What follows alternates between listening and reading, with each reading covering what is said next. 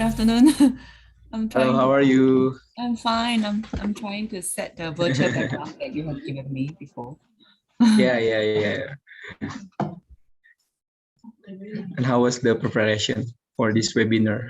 I hope it's okay. I have many slides, but I will try to finish in time. Yeah.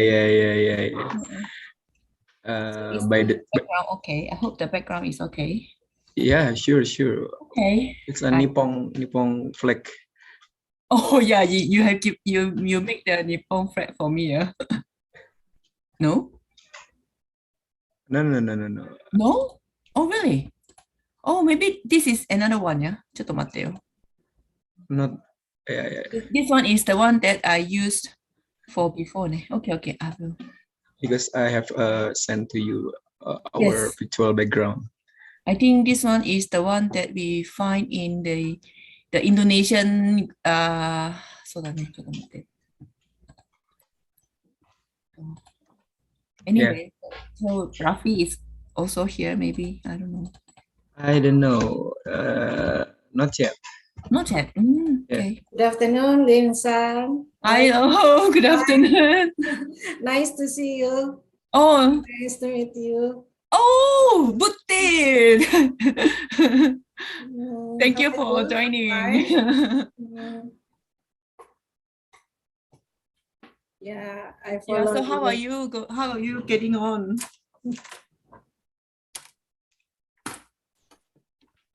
Butir, how is everything in Padang? That's okay. It's okay, yeah. Actually, How when about there's a you, time, I friend? want to make a Zoom meeting with all our, lab members and also the OB. But Yes. Chris Sensei is not so genki now, but I will try to get him.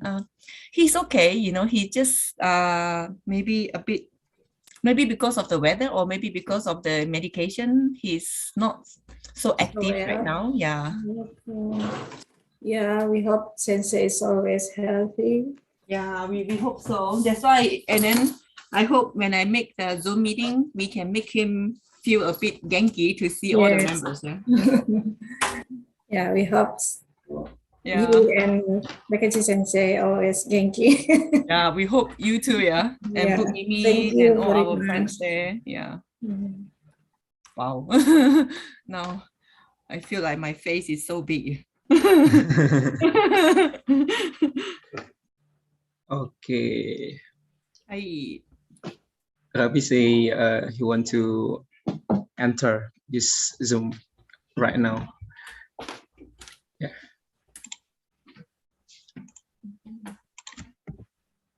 Okay. Good afternoon, Pak Raffi. Hello, how are you?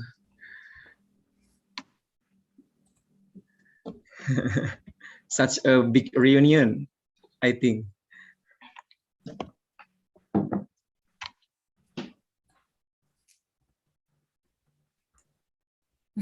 Hello, Lim. Okay. Hi, Rafi. Cannot see your face. How to see your face? Yeah, with the Okay.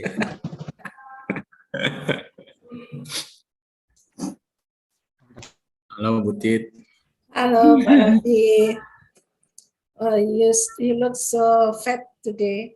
Huh? Really? It's near the camera, so I have to. He's always healthy, yeah. Yes.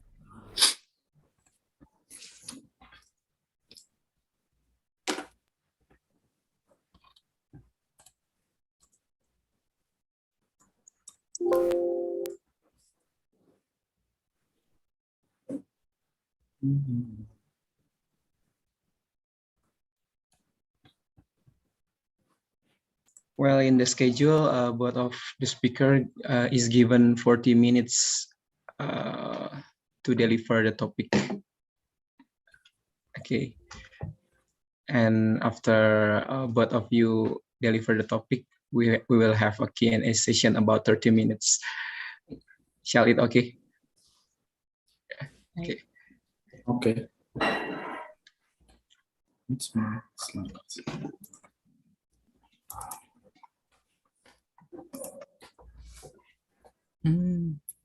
Okay, 45 minutes. So I have to use my timer. Later overtime. It's okay for you 1 hour late. Oh, then what? Maybe they want to hear more from you, Rafi, because they want to learn more about polymers.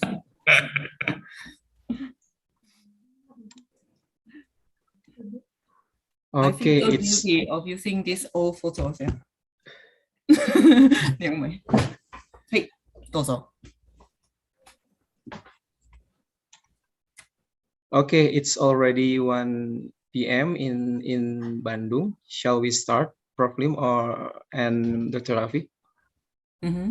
Okay. So we can start right now, all participants.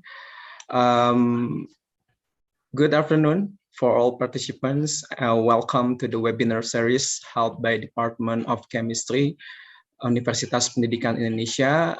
My name is Abraham Mora, lecturer staff from Department of Chemistry. Will be your moderator right now.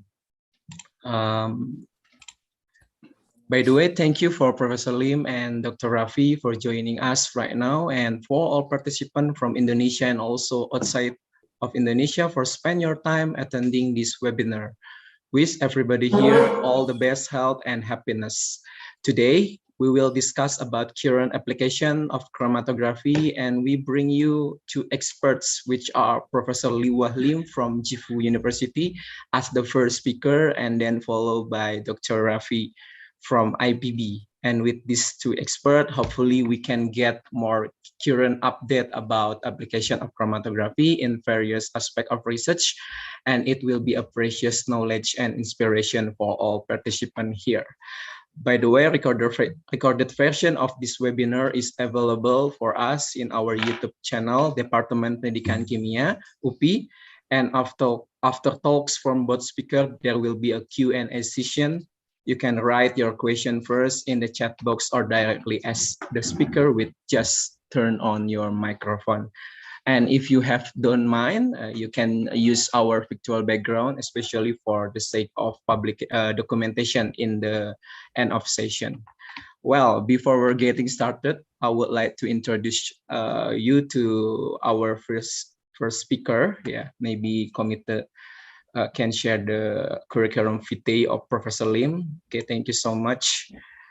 Wow. Well, Professor Lim graduated from National University of Malaysia. Actually, she is a Malaysian, and after finish his Master of Engineering in Jifu University, he finished Doctor of Engineering in Nagoya University before he came back to her current workplace in the Jifu University. As all participants can see here, Professor Lim is very expert in the field of liquid chromatography and ion chromatography with H index of 21. Next, we can see here some recent publication from her, and especially in the field of capillary chromatography and ion chromatography. You can also see the achievement she get in the field of chemistry, such as Young Researcher Award in the Japan Society for Analytical Chemistry, and so many on. Okay, and without any further ado, I will give 40 minutes to Professor Lim to deliver the topic. Professor Lim, time is yours. Thank you very much, Moral. So good afternoon, ladies and gentlemen, and good afternoon to all the friends who take your time to participate in today's webinar. So I would like to share my slide today. I hope you can, which one can I? So, sorry, I shared the wrong screen.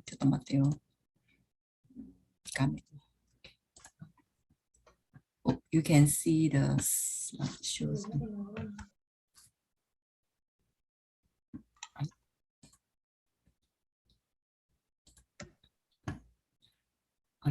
Yeah, we can see it. Excellent. Hi. Okay, I'm using this virtual background as well. Thank you. Anyway, okay. Anyway, I have a subtitle. It's like, development of capillary liquid chromatography and its applications. So well, originally I have many things that I want to share, but due to the time constraint, so maybe I would like to will tell you how we develop, not really develop, it's already there, just how we manage to develop some site techniques to support capillary LC to make it more popular. But before that, maybe there are some newcomers. I mean, people who are new to this webinar. So maybe you might not know where Gifu really is. it's a kampong, it's a village. But we have about the Gifu prefecture is right in the center of Japan actually. The location itself is right in the center of Japan between Hokkaido until Okinawa. Yeah. So Gifu Prefecture has about 2 million populations. Gifu City is about 420,000 populations in Gifu City. And Gifu University is the only national university in Gifu Prefecture. So by train, well, Okinawa is somewhere here, so it's right in the middle, yeah, these Gifu prefectures. So by train from Tokyo, bullet train is about 2 hours. From Osaka and Kyoto, you can just go by local train, which is a bit slower, about 2.5 hours. From Nagoya is the closest. That's why we usually go to Nagoya. It's very close, about 20 to 25 minutes by local train. So some of the extractions of Gifu, well, this is Minamo. We call it Minamo Kun or Minamo Chan. We don't know whether it is a boy or girl because this is like a spirit. Yeah. So Gifu is very famous for its very, very clean and unpolluted water. So you can imagine we have this river, Nagala River. So along the Nagala River, like almost like, so many people live along the river, but this river maintain grade 1 river in Japan. And we have this, we call it ayu fish. Ayu in Japanese mean the sweet fish. It's living in this Nagala River. And this ayu fish, it's only, able to live in very, very clean water. Yeah? So that's why the cormorant fishing, we call it this cormorant fishing, is a traditional fishing method in Japan. Maybe you can see it in China as well and other parts of the world who have very old history of fishing. But the cormorant fishing in Nagala River, or we call them usho, the fishermen usho, only the Gifu usho is considered as the government staff, and they are directly attached to the governor's office. Yeah? So that's why Gifu is so special with this bukai, and everybody wants to come and see here. And once a year, the usho of Gifu city will present the best ayu fish to the emperor of Japan once a year. Usually it's around October. Yeah. So beside that, we also have this like the irrigation system. We call it the Sodayo irrigation system. And then there are others, such as there's this pond. It looks like the Monet's water lilies. So we call it Monet's pond, So if you go there during summer, maybe you can see the beautiful picture of the pond. Another, we have this UNESCO World Heritage as at this Shirakawa-go. So it's an old village as well. And then with this Shirakawa is a gashotsukuri, is a form of special construction site of the roof. So the roofing here, there's no connections like a news, everything. It's all being connected using only the woods and the natural products. Yeah. So that's why it's very famous and it is considered one of the UNESCO World Heritage. And others, they are intangible cultural heritage, such as the minowashi. Minowashi means the Japanese paper. There are so many Japanese paper in Japan, of course, but minowashi, one of the 3 washi, only listed in the UNESCO. Yeah? And then after that, we also have this Takayama Festival, and then this Furukawa Festival, and also Ogaki Festival. So during summer, it's a bit more festival, yeah. But in winter, it's a bit cold. But you can you can ski or snowboard in winter. So it's pretty, so every season you can have some activity in Gifu. So, well, maybe I need to introduce a bit about Gifu University. So if you go to www.gifu-uac.jp, so you can see there is a top page here. So anyway, we have an English page, but to be true, the English page is not so good. But if you click the English page here, you can see we have not identical, almost identical articles inside the English page. From this year, we have started a new faculty, not a faculty, it's like a new interdivisions studies program. It's about management, so about management program between all the faculties. Yeah. So anyway, we only have 30 students this year. Our quota is only 30 students. So we do know, and this new management program, it's involve all the engineers and also students from the social science area. So everybody can join the lectures offered by this program. But we also have specific students who just want to learn management under this program. So this is the new program from this year. Also from this year, we joined with Nagoya University, become the Toka Institute. Because of that, we also have a lot of new funding. And if you want to have more informations, you can click the international relations for more informations. So basically, this is like the 4 seasons in Gifu. So these are all the photos taken in the campus. And yeah, so in our faculty of engineering is somewhere here. Maybe some of our alumni people may feel very natsukashi, yeah, to see the campus photos. Okay, so today I would like to divide into these 4 parts. First is like overall introductions of capillary liquid chromatography.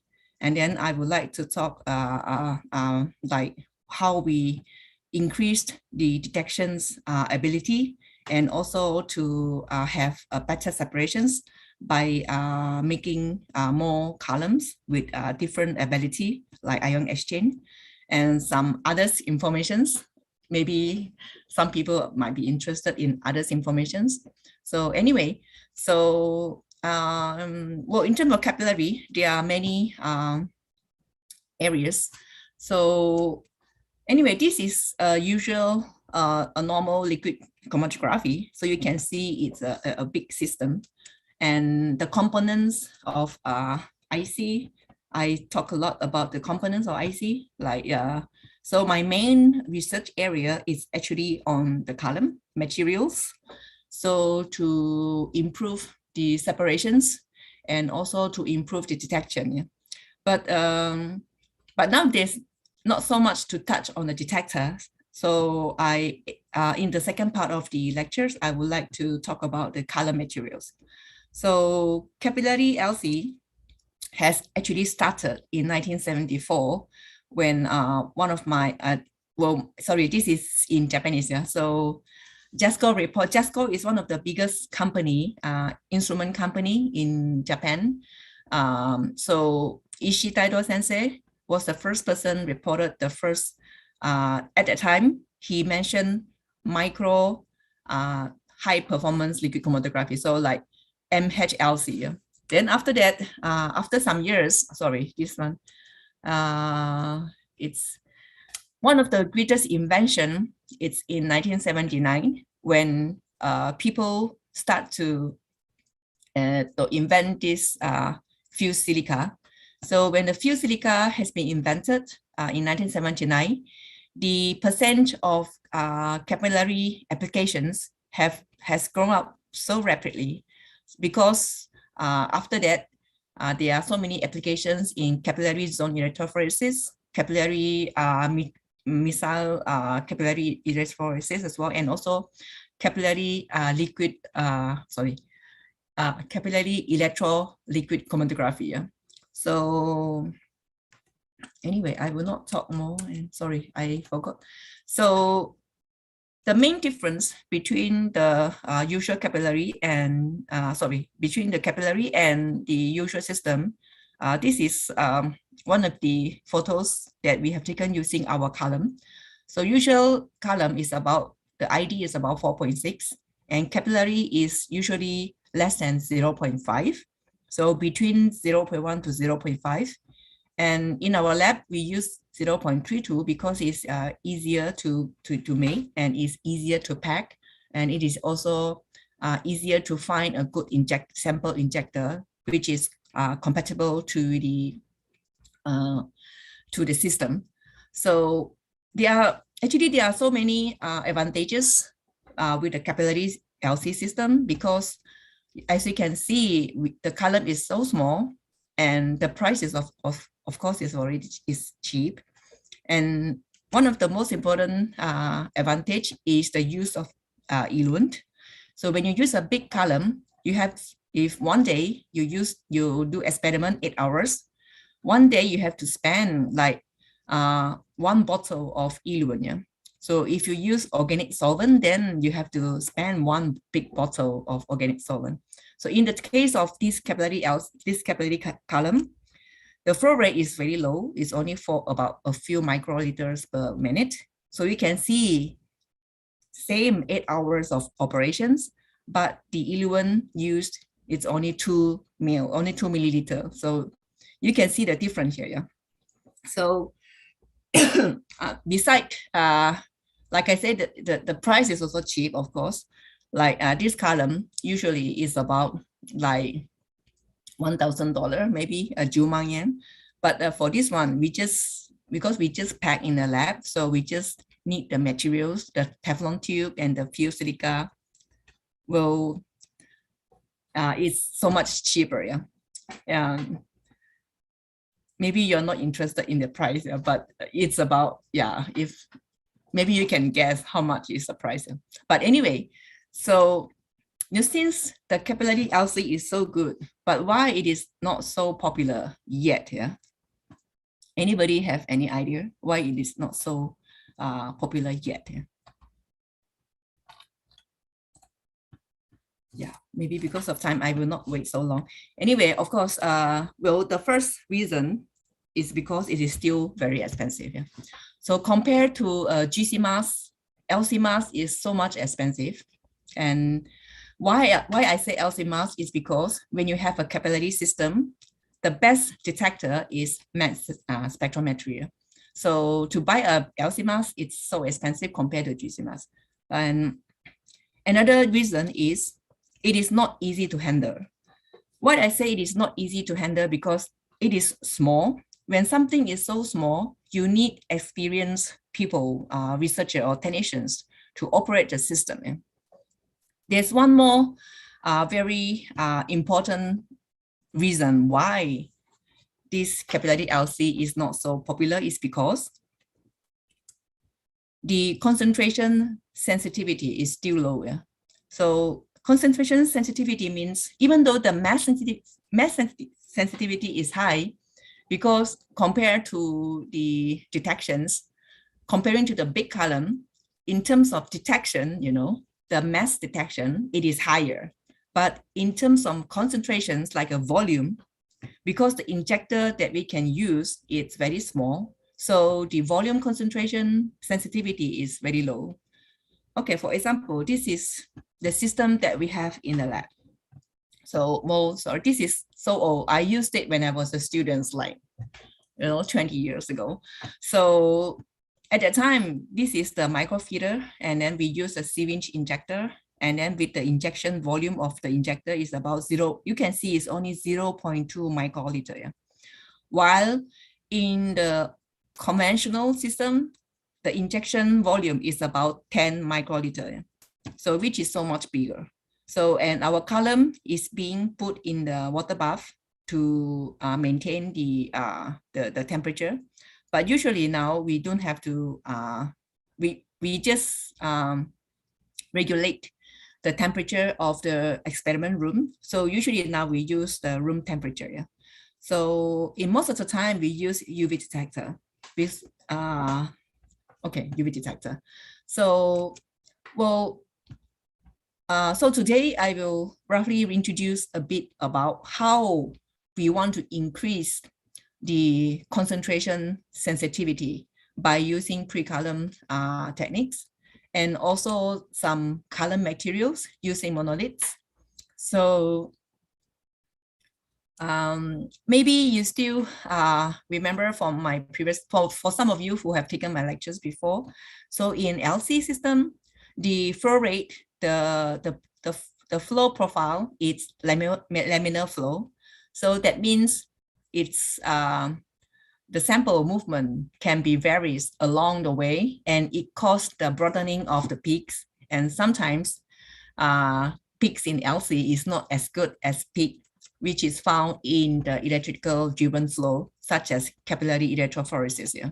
So, and because in the electrical driven flow, it is using, like we call it the plug flow.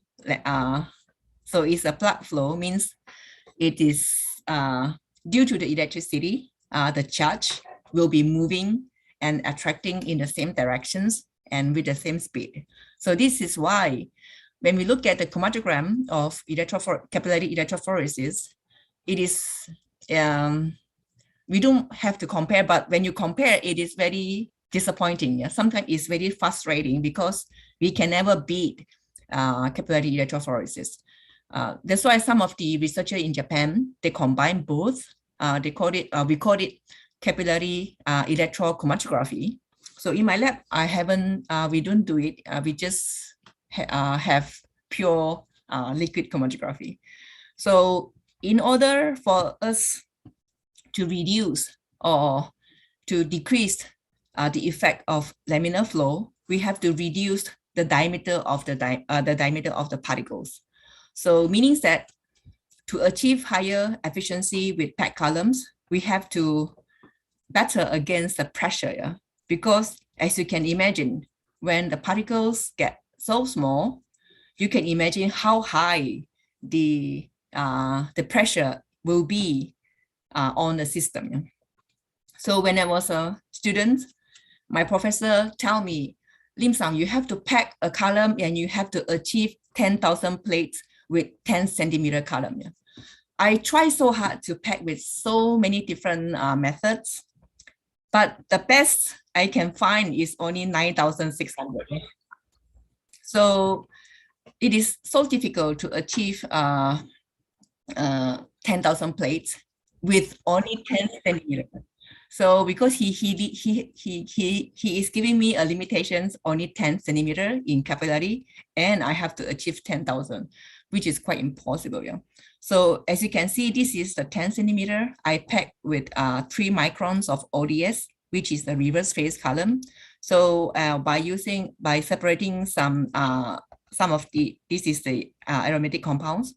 This is a peak of pyrenes. So, well, of course, I could reduce, I could reduce the concentrations and to make the retention time longer, and then maybe I can, increase the plate number. But I want to separate them fast between 15 minutes. Usually it's separated between 30 minutes. Yeah, but I want to separate fast, and at the same time I want to have high plate numbers. But it is still so difficult, only 9,600. Yeah. So I thought maybe and the pressure is so high, it's already 4.5 megapascal. So for capillary, we usually don't operate more than 5 megapascal, because if you operate more than 5 megapascal, under a long time, the injector, the cell of the detector will be broken. So then we try to shift our attention to monolith material. So this is a packing column, and then this is the monolith material. So monolith column, it was introduced like actually in 1998, when some years ago, more than 25 years ago. So, okay, if we compare the pressure of the system, when we reduce from 3 microns to 2 microns with the same column length, like 25 centimeter, you can see the pressure increased from 7 megapascal to 10 megapascal. But in the case of monolith column, so maybe this is not so fair, but the structure of the monolith is between 3 to 5 microns. So you can just you just imagine it is not a packed column. Yeah? You just imagine like a sponge inside the capillary or inside the column. Yeah? So we use 100 centimeter, which is 4 times longer than the packed column, but the pressure is only 1/10 of this is about 0.7 megapascal, which is really low. So in other words, with the monolith column, we thought we could increase the flow rate and also increase the length of a column. And with that, we can achieve higher efficiency. Okay, next, I would like to introduce the sample enrichment in micro LC. So as I said, the concentration sensitivity is very low. So how do we want to increase the sensitivity? In the case when we do the real sample analysis, after making column, of course, we want to apply our column to real sample analysis. But when you apply to real sample analysis, most of the time you have to do pre-treatment like filtration, concentration, extraction, and deproteinization. So in most of the time, when the matrix is too high or when the sample concentration is too low, then there will be a problem. Yeah? So in this sample enrichment system, the conventional syringe injector will be replaced with what we call we call it pre-column concentration method using Vallier switching valve. So to increase, in this case, we can increase the concentration sensitivity of capillary LC. So sorry, maybe I will pass. So this part.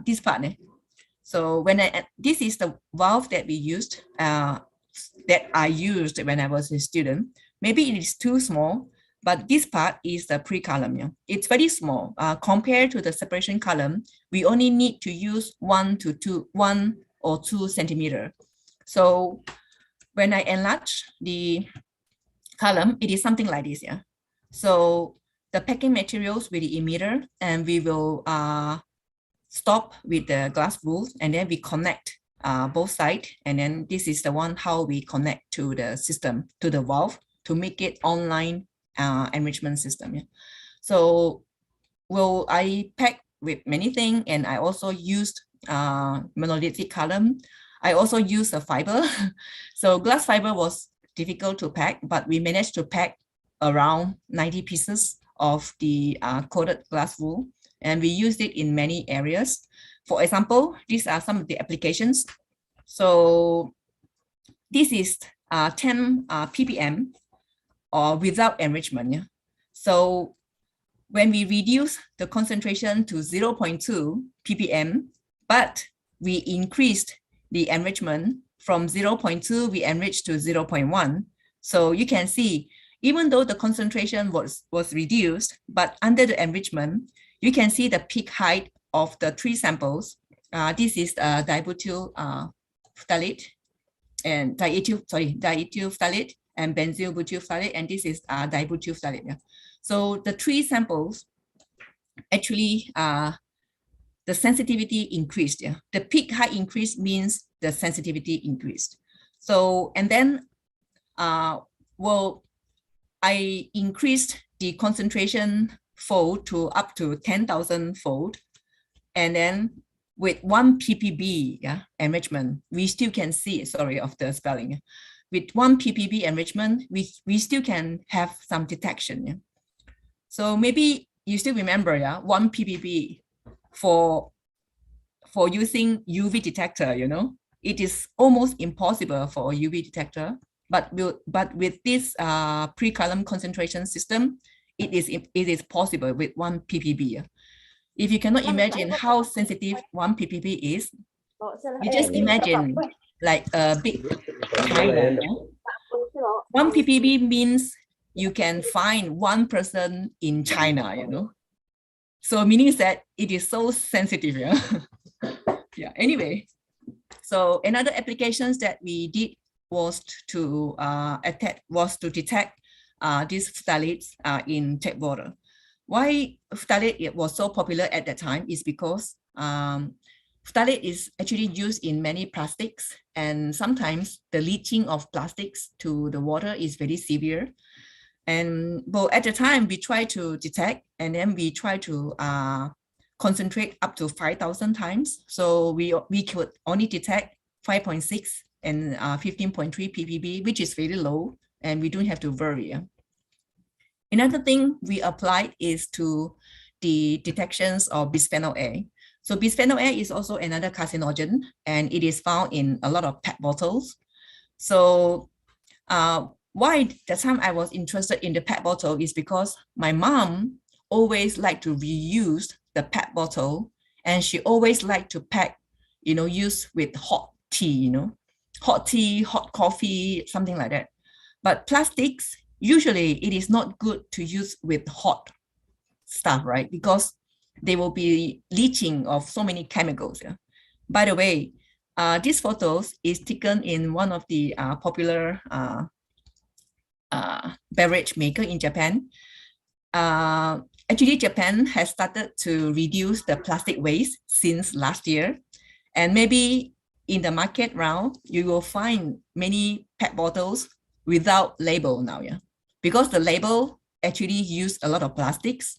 So now many beverage companies like Suntory or Coca-Cola, they are selling the bottle drinks without label, yeah.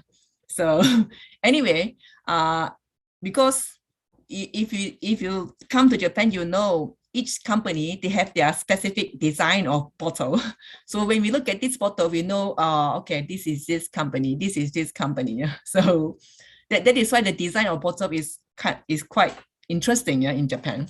Anyway, so I try to test our system with bisphenol A, and then I used after using with water of 40 degrees, so we can find a bit of bisphenol A in the system, but the concentration is only 3.5 ppb, which is very low. So you don't have to worry about it is actually quite low, yeah.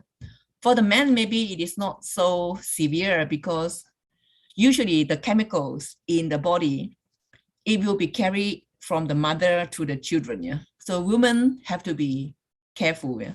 So, but anyway, another thing that we applied to is to the pH, like maybe the regulation now in air quality, this is to air quality, is not so much in Japan or in other side of the country yet, but the EPA, America, already defined this 15 pH to be carcinogens. Yeah? So we try to separate and we concentrate this one using the fibers that I packed before. So, and then we could separate them using this reverse C30 column under 1 hour. Usually it takes a bit more time using LC, but usually we don't use LC, yeah, to separate pH, because usually it's GC is more convenient, yeah.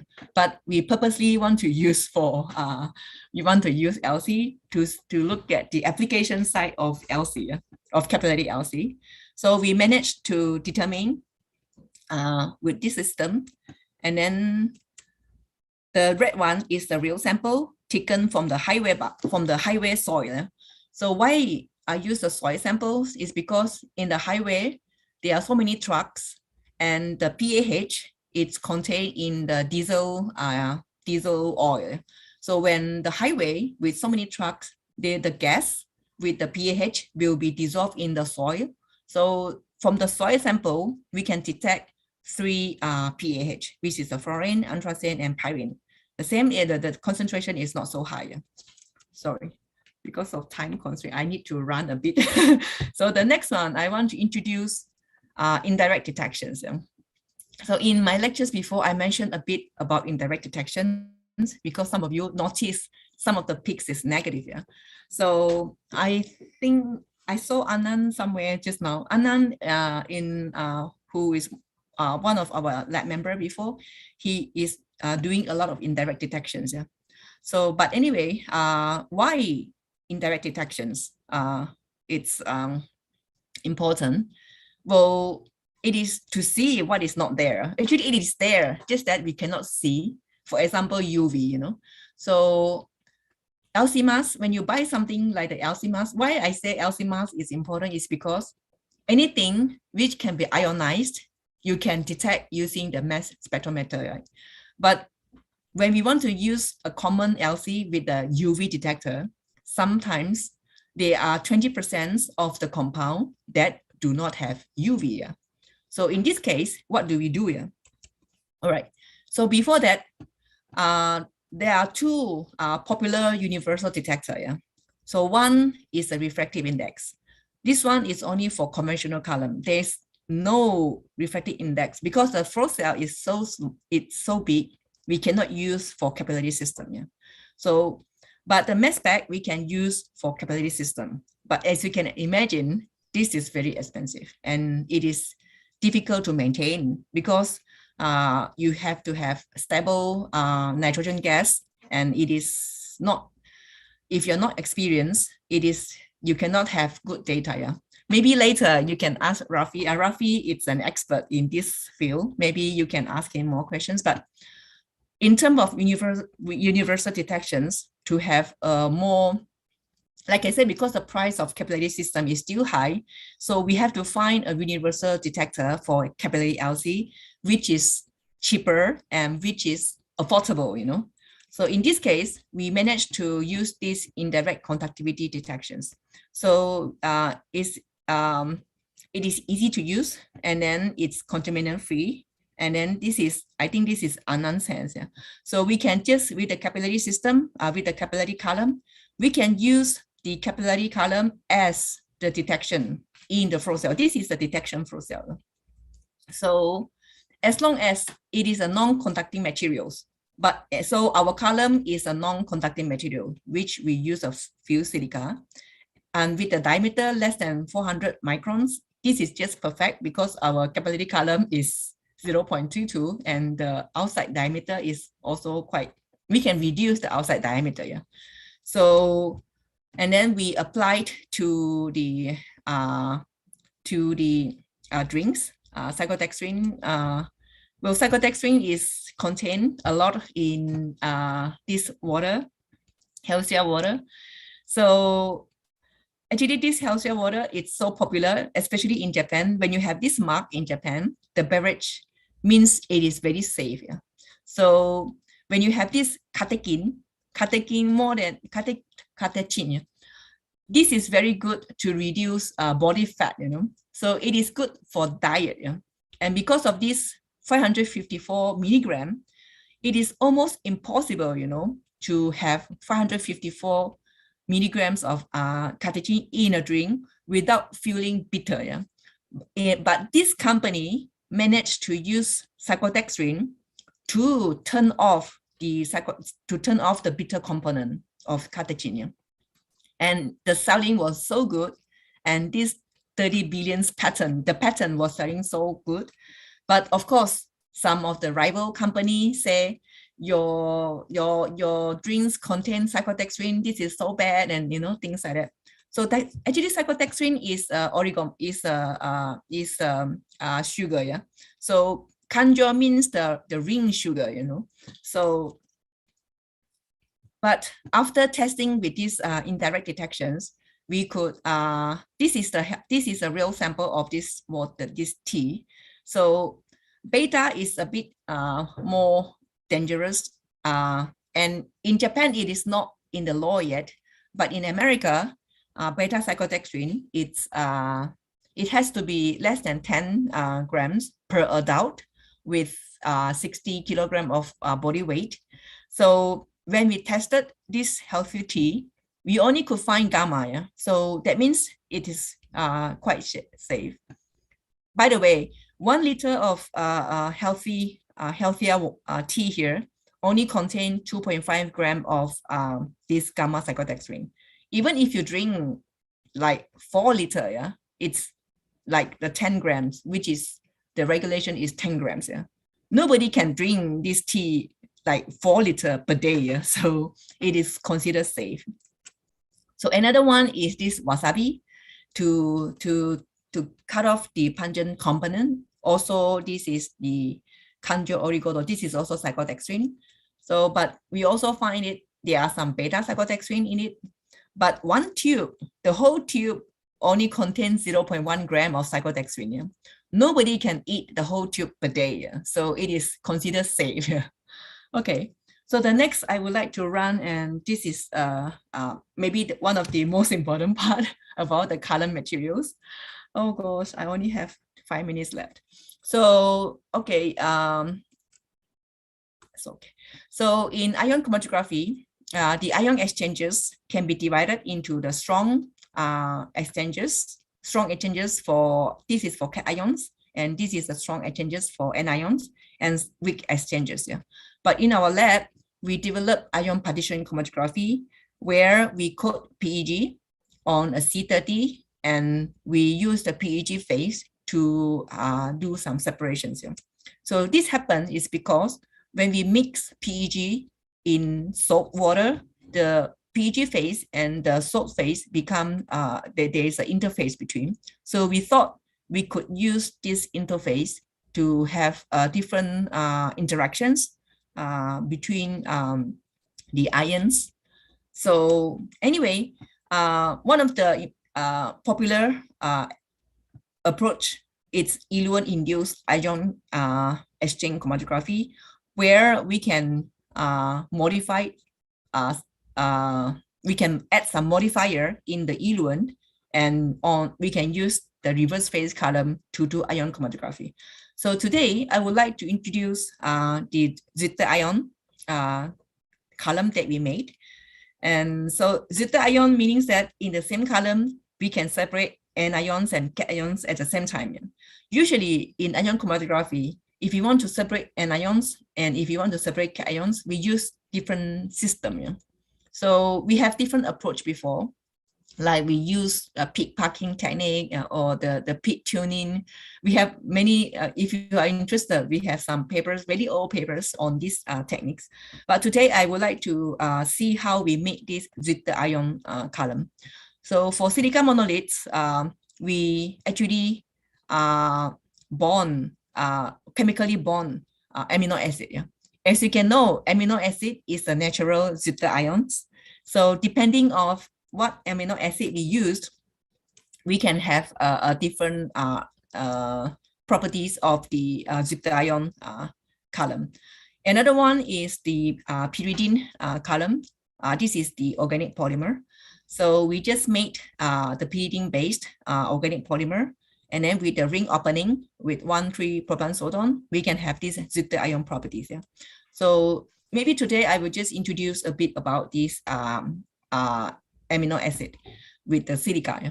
So we used a lot different amino acid, but today I've introduced the data we got from this different one. So this is the one with 2 amino, which is a basic amino acid.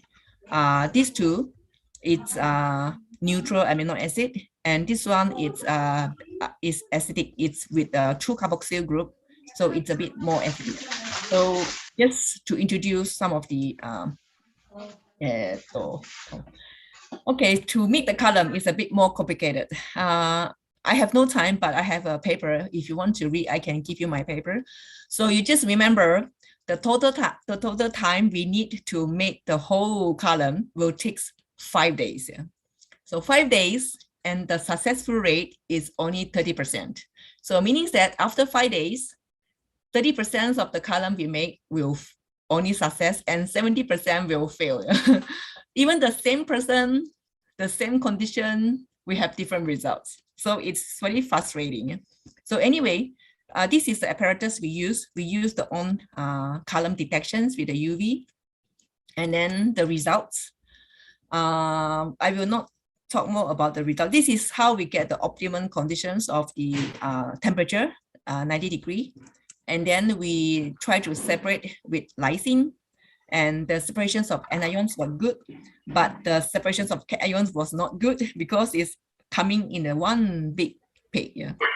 And then we changed from lysine, we changed to 6-aminohexanoid because we thought when there's an extra amino group here, it will interfere with the cations. Yeah.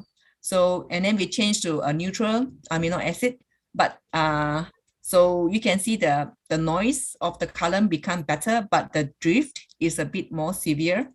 And then we try to separate using different pH of the indirect mobile phase. Still, we could not improve the detections or the separations of the cations. Yeah. And then when we change it to another amino acid, so we can see when we use sodium glutamate, it is become slightly improved. Yeah. But when we turn back to the anions become so bad. Yeah. So, however, meaning that it is quite difficult to maintain a balance between these two. So we changed to a more simple amino acid like a glycine, and it is not separated. But anyway, this is so far the best separations. And well, actually, I have more data on the organic monoliths. But anyway, I will stop here for today because I have some others I want to introduce. So, well, at the moment, I think monoliths will still be a favorite for the time being, because if I Google the keyword monoliths in SciFinder, you can see it's like an exponential kind of for the numbers of publications, the papers. So recently, my students are focused on using monoliths for SPE, and some of my PhD students, it's developing new materials like a biomass materials using chitosan, and some even using like a more like a intestine light of SPE particles, and some will use developing using some MOF. MOF mean the metal organic frameworks. Okay, so but anyway, when you want to get a fund in Japan now, we need to connect to SDGs. Yeah? So maybe I don't have to tell you, you already know these SDGs. Yeah? If you Google the homepage of the United Nations, there are so many different goals of SDGs. So besides research, my role as a professor here in Gifu University, I would like to improve a bit on the gender equality. Yeah? I don't know if you have been to Japan, you will be surprised. The women lecturers in Japanese university is actually very, very limited, yeah, especially in the engineering-based field.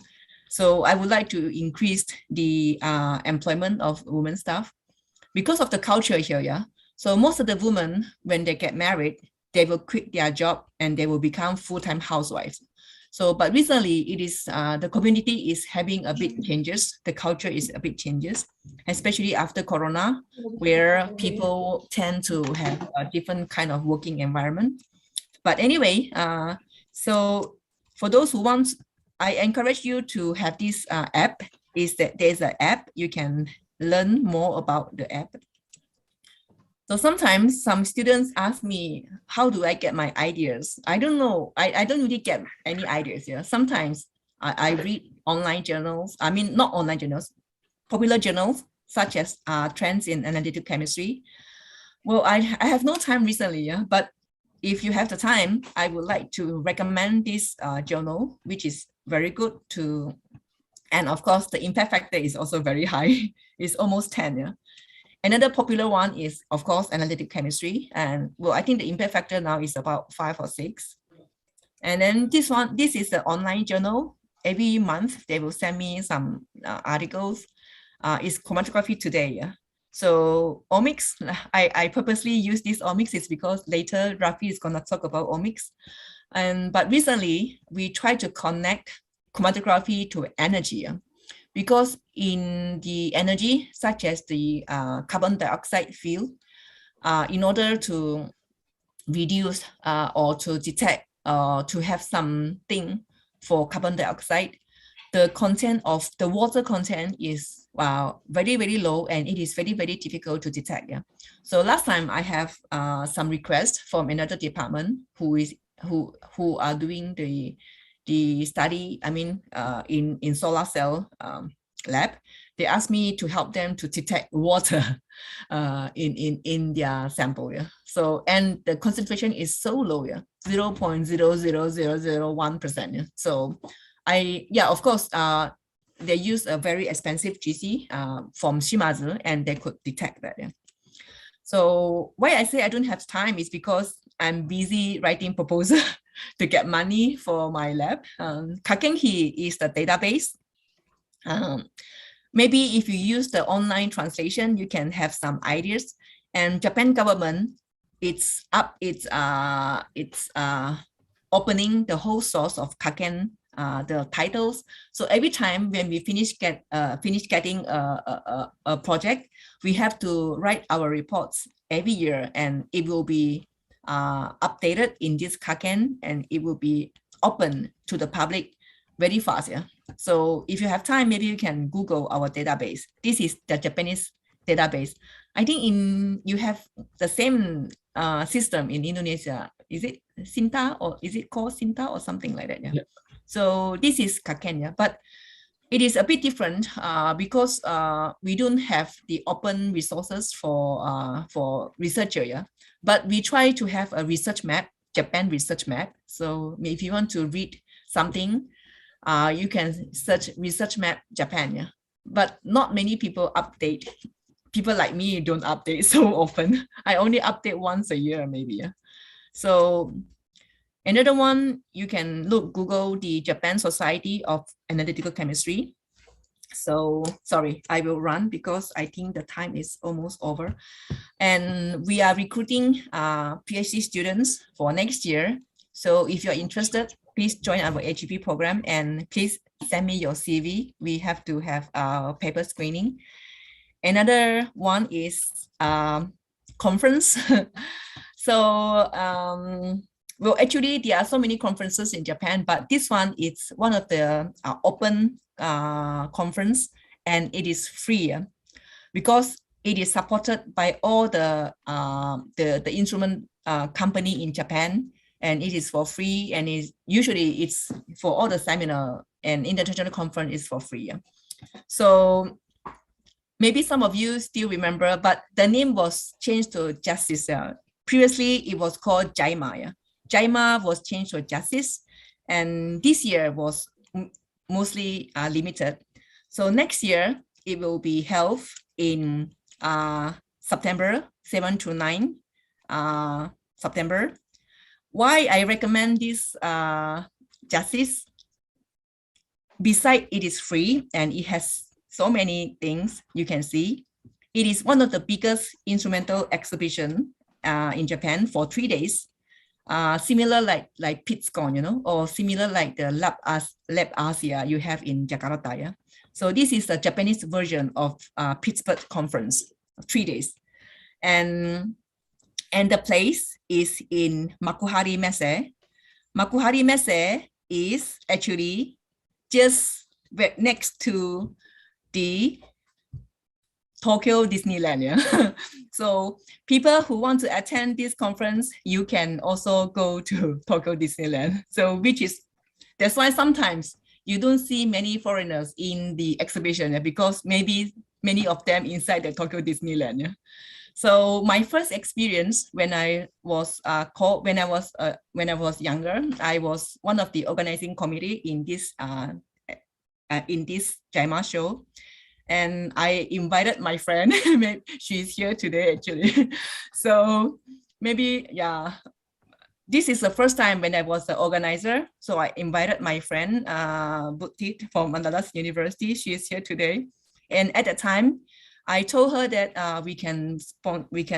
we have travel fund. Yeah? Yes. Another thing is every year we have 5 travel awards for students and 5 travel awards for young docent, for young researcher. Yeah? So Buti brought her student, Ayu, which turns out to be, that time, we called it a Jaima show, yeah?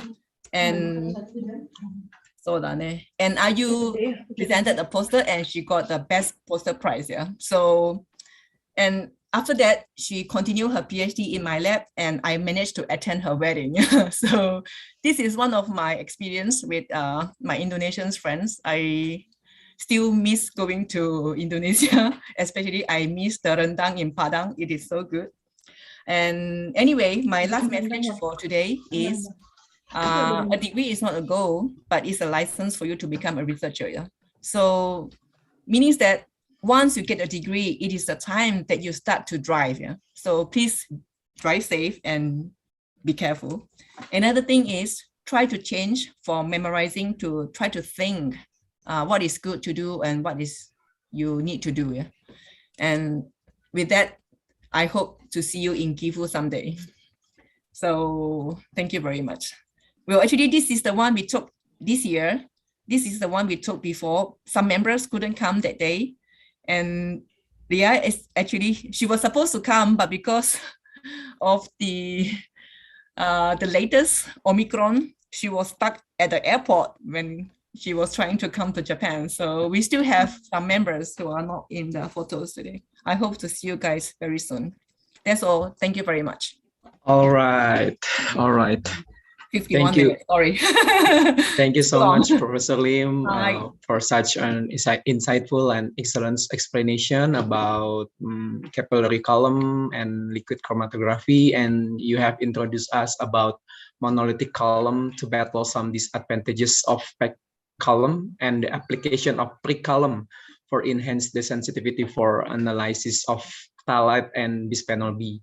And also a little bit explanation about amino acid bond monolithic column for ion chromatography. And by the way, thank you for the latest quotes about researcher. Yeah. Okay, so Thank for you. all participants, if you have any question, please write your question in the chat box. But before we start Q&A session, we have the second speaker. Yeah, he is Professor Raffi. I would like to introduce him first. After graduated his bachelor and master in IPB, he finished doctoral degree under supervision of Professor Lim in the Gifu University. And as you can see here in the research field, Professor Dr. Raffi is very concerned in the metabolomics and using liquid chromatography, which at H index of 13. And next, this is some recent publication of him. We can see most of them is all about metabolomics and application of natural product in the metabolomics. So without any further ado, yeah, because we have our time limitation, I will give the time to the Dr. Muhammad Raffi. Dr. Muhammad Raffi, time is yours. Okay, thank you very much, Pak Mora. It's an honor for me to give some sharing my research, and then along with Lim Sang also. I call her Lim Sang. Sometimes Yeah. Lim Sang, sometimes Sensei. Yeah. Don't worry, I'm so young. You can call me Lim Sang. Yeah. Just kidding. Yes, you are still young. No. Thank you. Photo. Yeah, thank you, Lim. Also, you present here. Also, there is my one supervisor in master degree, Pak Bahri Amran, also come to this event. So thank you very much, Pak Bahri.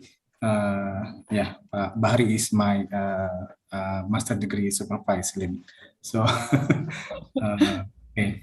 I will be talking about applications of liquid chromatography and its combinations with chemometrics for natural products analysis. Even though I'm from Lim labs, previously is Takeuchi labs, but my research is so different with the other students. So I think this is my advantages, because all the two sensors is not very much in asking for me. So I just quick, like in the Zemi or something else. So, but I didn't like about anything about the result or something else. So, yeah. In these occasions, if I'm stuck with my choosing of English, I will say in Bahasa. It's okay, Pak Mora, a little bit. Yeah, for sure. So Pak Mora is already introduced me. Very nice. I'm a senior lecturer in the Department of Chemistry, Faculty of Mathematics and Natural Sciences, IPB University. And also I now is head of master and doctoral degree program in chemistry, IPB University.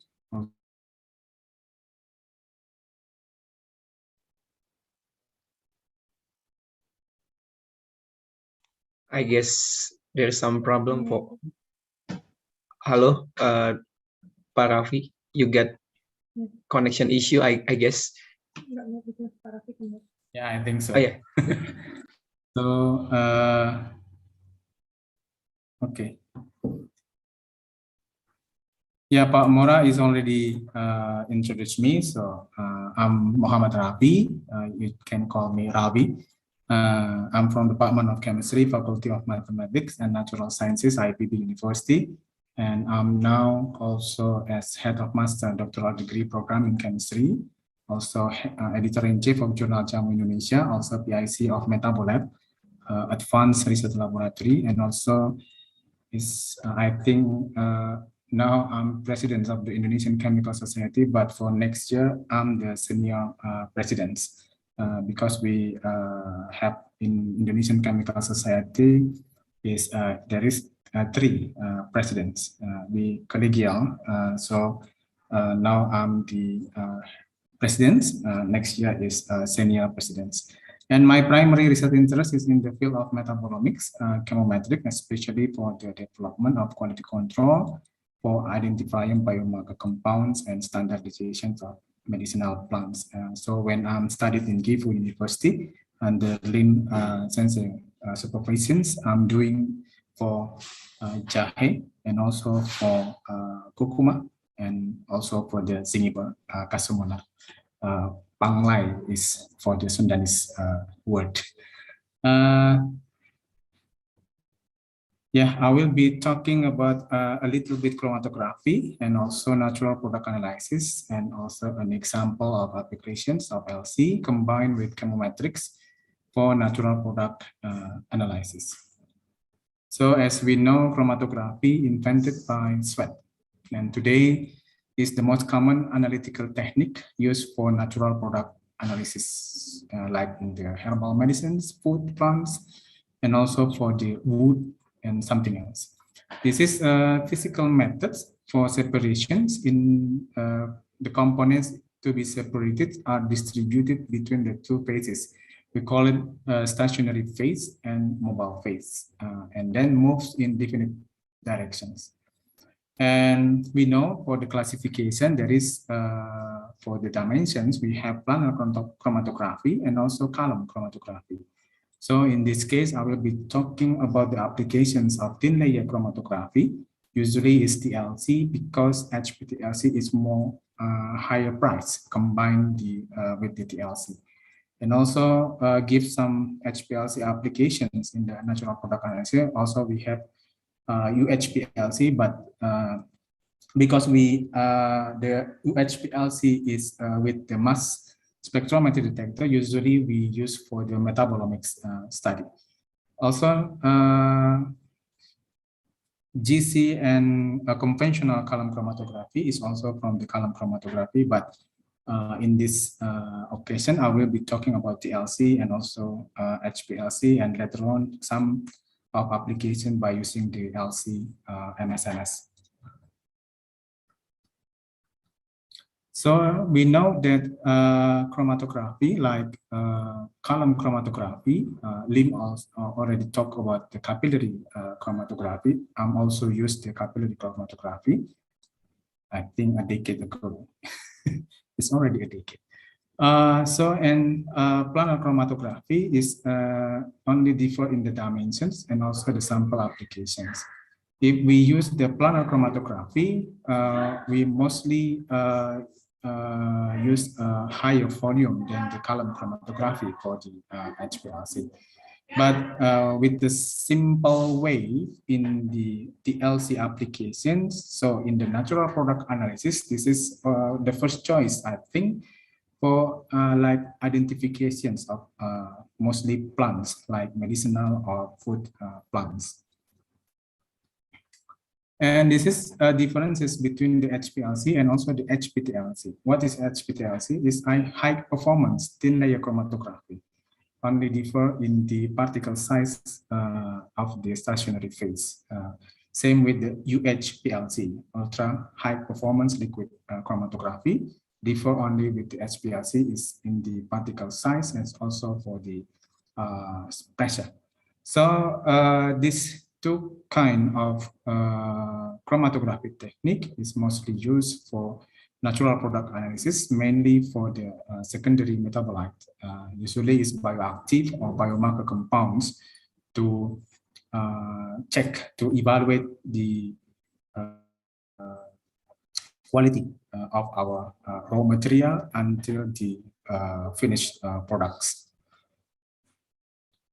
So this is some biggest problem in the natural products. The products sometimes I just mentioned here three from the natural products like herbal medicines, and also for the food supplement, food-based product, and also like in the problem for the illegal logging, because sometimes they're cutting the protected tree, so we have to identify the tree. If there is the tree is protected and they don't sell to anyone, so we have to find, or we have to develop some methods to prevent such thing. Like in the herbal medicines, we know sometimes there is some inconsistency in the biological activity. Because of what?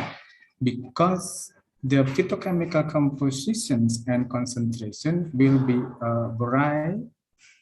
Because of what? Because of the environmental growth, and also for the post-harvest, and also for the productions of the herbal medicinal products, something like that. So we have to check the phytochemical compositions and concentrations in order to have consistency in the biological activity, because biological activity is come from the phytochemical compositions or the concentrations.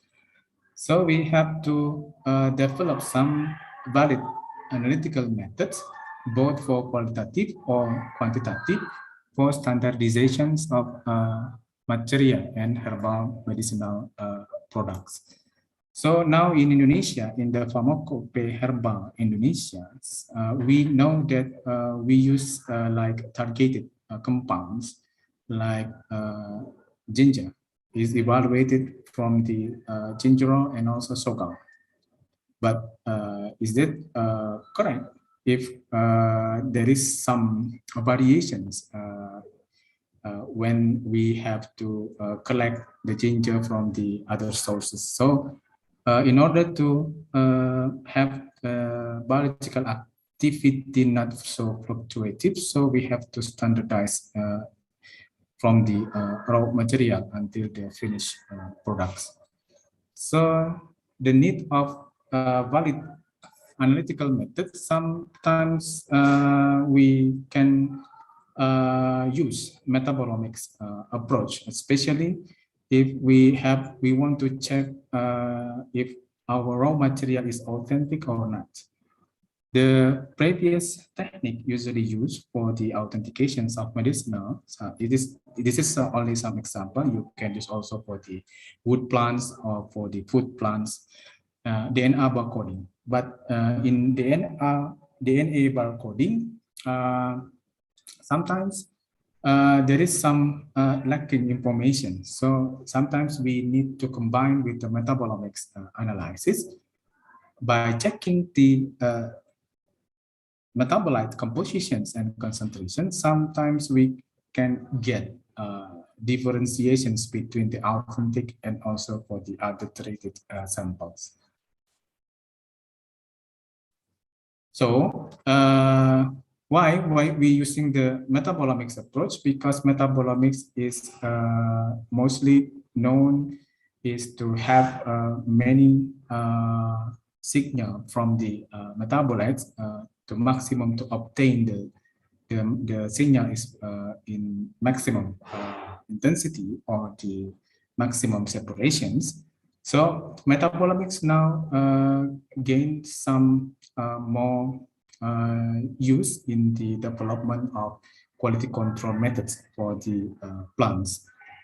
And then there is three approach that we can use in the metabolomics, namely fingerprinting analysis, profiling, and targeted. What is the difference? Fingerprinting is only like we use the IR spectrum or UVB spectrum, so we don't know the exactly of the chemical structure in the samples.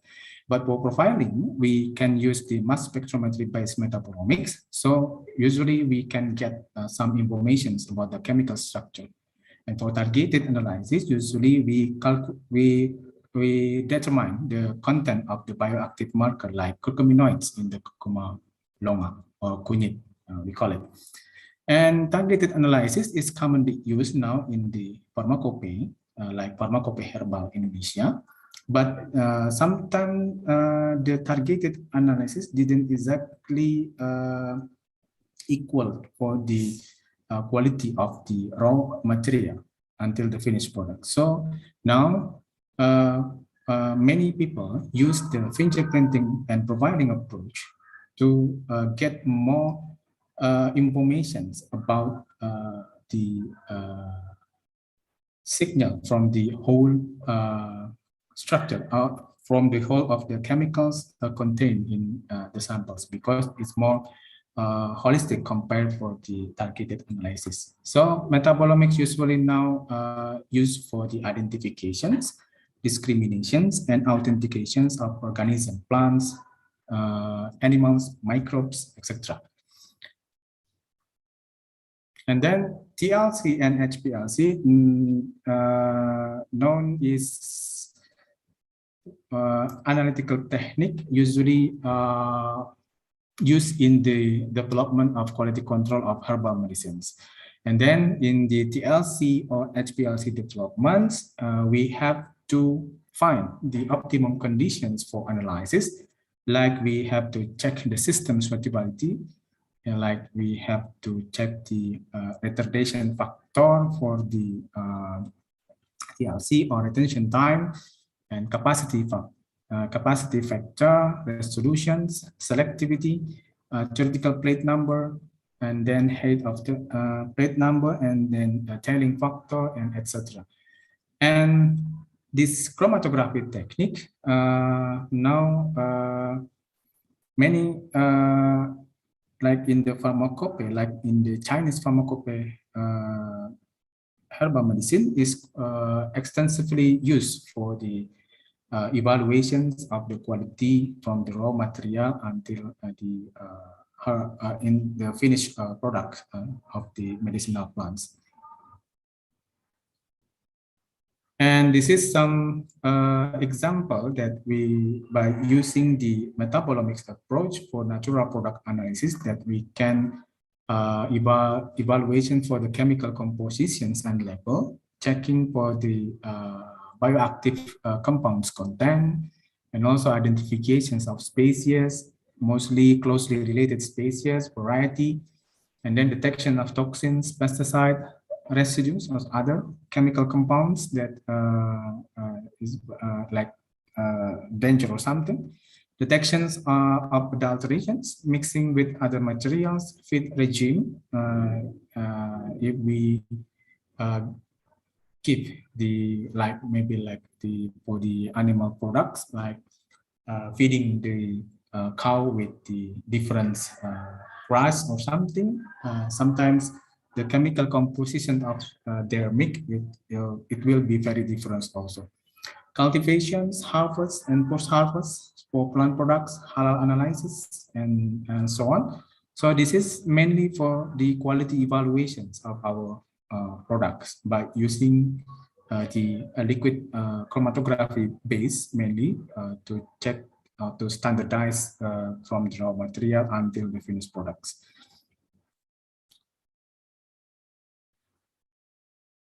And will be more give some explanations about the fingerprint analysis is the rapid classifications of samples.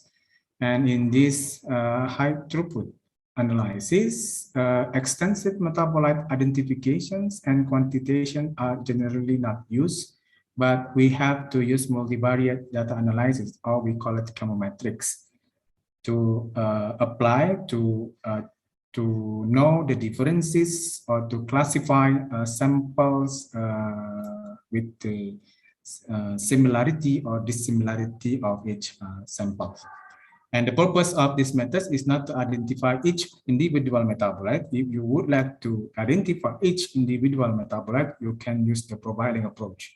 So in this term, fingerprints, this is only compare the patterns of the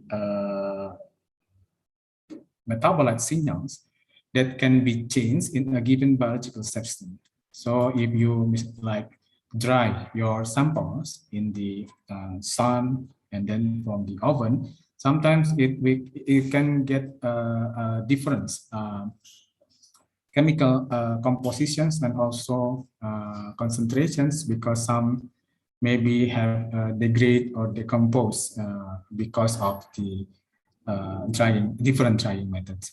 And for the fingerprint analysis, when we use the chromatographic fingerprint, we can use TLC, HPLC, or UHPLC, or sometimes we call it UPLC or UFLC. This is the kind of same, GC and so on. And for spectroscopic, you can use UV beads, IR, NMR, and also mass spectrometry. Then this is some example how we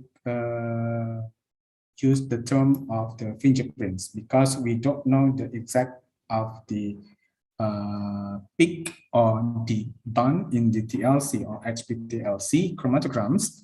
So we just also can say this is the signature of a plant or a samples. So because of the chromatographic fingerprints, sometimes it's very different if you have different species or different variety. And this is some example of the quality control method, how we can differentiate between the three from the Zingiberaceae family, namely turmeric, Casumina ginger, and also mango ginger from the this is Java turmeric. So Java turmeric will also have santorizol. The other is they don't have any santorizol. So we can use this approach to identify that if the sample is having the santorizol spot, so there is Curcuma santorizol by using the TLC. And sometimes because we can use the chromatogram data from each point of the retention times. So because we have a huge data, so we need help from chemometrics. What is chemometrics? This is a science of relating measurement made on chemical system or process to the state of the system via applications of mathematical or statistical method from the International Chemometrics Society. So the challenge in the chemometrics analysis is if we have unknown sample, product, chemicals as the objects, and then we run experimental in the lab. So we have the data, spectrum, chromatogram, electrophoregram, or we have content profile measure calculated from some feature of the sample. So by using the chemometrics, we can get the characteristic, quality, origin of sample, chemical structure, and also concentrations of each, I think like metabolite or discrimination with the closely related plants, something like that. And then what we use in the multivariate data analysis, we can use the tree. This is for the pattern recognitions. This is for calibrations, but we using multivariate. Now we mostly we use univariate calibrations that like using absorbance in the maximum wavelength.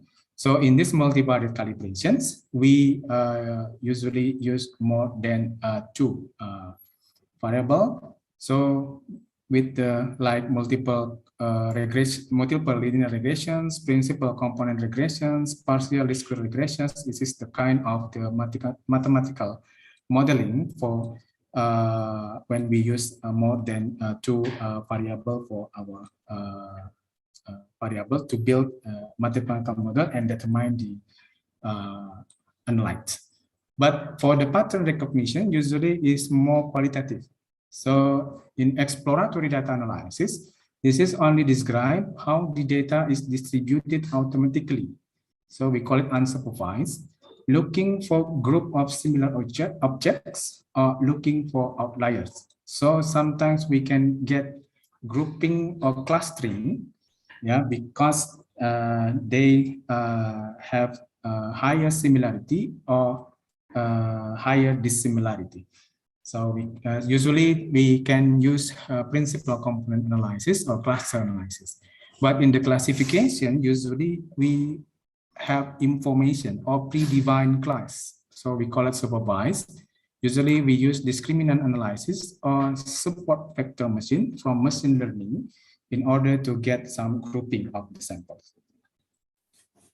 And this is some information regarding how we develop a method with the LC using the and combined with chemometrics. Some is you should prepare your samples like optimizing the extraction conditions and also determining LC condition. This is the hard part, I think, in the development of liquid chromatography technique.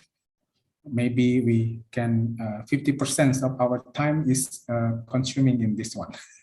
So by optimizing the mobile phase compositions and also method validations, and also after that, after we get some data, so we have to check the data handling because liquid chromatography is suffer from shifting of the retention time. Even you use your same sample. So you have to pre-process your chromatograms in order to prevent that in the modeling, the model is not classified the peak as two variable. Yeah, so we have to pre-process before you optimize your model and also validate your model for like discriminations or identifications of the adulterated sample or authentic samples. So this is some example of QC methods. I only use herbal medicine, but in later on I will about the wood identifications. Which one is Philanthus niruri? Because the trees plants is really the same. So if you pulverize, it will be more harder to identify the samples. So by using the TLC, twin analysis, after we get optimum conditions of the mobile phase, we can find in the densitograms 9 peaks from Philanthus niruri 7 from Debilis, and 7 from Urinaria. Urinaria is this one. This is Debilis. This is Neruri. So by using the TLC fingerprint analysis combined with chemometrics, we use the peak area of detected peaks. We can get the clustering of the three species. So if you would like to know your sample is what Philanthus, you can do the TLC analysis and then just put in the model, and then if your sample is here, it means it's Philanthus debilis. The variable that we use is detected peak area, the 977 from each Philanthus. And this is some example how we develop HPLC fingerprinting for rapid identifications of Centella asiatica, pegagan, we call it, or pegaga, from its related plants and classification based on cultivation age. Why mostly my research now is about agriculture because I'm in IPB. So we have to develop some methods for to know the quality of our raw material. And this is separations of water 3 terpenoid and another compound in Centella asiatica. But we use the HPLC, not the capillary like Lim do. This is using the C18. We can get separations of the 4 bioactive components present in the Centella asiatica. And then by checking the system suitability and relative standard deviations of retention time, peak area, capacity factor, tailing factor, theoretical breadth number is satisfied. So we conclude that our developed method is can determine in the real samples. So we also do some method validation to check our methods. So we can have here the regression equations like is with the correlation coefficients is 0.9996 and the 0.9981 is the lowest one with the small LOD and LOK, and also with the RSD for the precisions and also recovery and also stability is quite good. And then we check the 4 components, the content of the 4 components. This is for 3 months, 4 months, 5 months. And we just know here there is some fluctuations of the contents, and we can do chemometric analysis to make it show. But before that, we check it for the related plants, like for the Hydrocotyl torpioides and Hydrocotyl verticillata. This is in Sundanese people call it Antanan Gunung. This is Semanggi. There is differences in the chromatograms, so I think the peak from number 2, 5, 8, 10, this is marker for differentiation with the Hydrocotyl verticillata and Hydrocotyl torpioides. And also for cultivation age, we found that there is some clustering. So this is why we have to find the optimum for the harvest time to make it so that we have consistency in the biological activity, because 3, 4, 5 months is the composition is the concentration is very different, meaning that the biological activity will be different also. And for the model, we have the cross validations and with the correct classification rate is about 97%, is quite good. And this is some example how we identify ebony.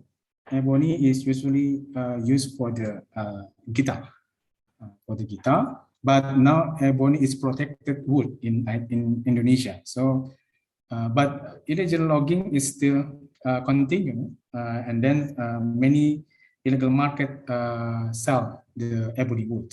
Ebony is only can be found in Sulawesi Island in Indonesia.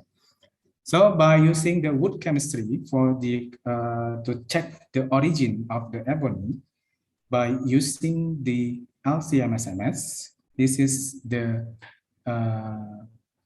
how we like sampling the Diospyros syllabica ebony, and then we pulverize it and extract, and then by using the UHPLC Q-Orbitrap high resolution mass spectrometry, so we can get clustering based on geographical origin from what? From West Sulawesi and Central Sulawesi and also South Sulawesi. A total about 35 metabolites were identified based on an in-house databases. We call it putative identifications in ebony samples. And the quinone group mostly dominates the identified metabolites like this one. And this is the clustering, different province from what we collected the ebony. And we found that diomylquinone only can be only can be found in the ebony from West Sulawesi. Maybe the concentration is very high, and also for 3-methylplumbagin and camphor markers from South Sulawesi. And by using the chemometrics, we can do like this analysis. So you can trace your ebony is from what province in Indonesia. And then this is some example of using LC-based metabolomics to predict bioactive compound. This is identifications of active compounds from Annona classifolia extract as anti-larvicidal from Aedes aegypti. So they extract with different solvent with different polarizations, and then by using the LC-MS and test of all fractions in the extracts, and doing like chemometrics analysis, they can identify, or then they can predict the active compounds and compared to the purification step by using the bioassay direct fractionations and isolation. So they can find the exact same by using the bioactive approach with the metabolomics approach, that acetogenin, annonacin, squamosine is the active compound for anti-larvicidal for Aedes aegypti. So this is how now metabolomics gain some attentions, or now is hot topic in the natural product analysis. So in summary, LC and chemometrics using a metabolomics approach is a versatile approach in the development of quality control, standardizations, raw material and extract of herbal medicines. And in the future trends, there is some information that now data fusion from two instrumental technique in the development of quality control method of herbal medicines is now very often used.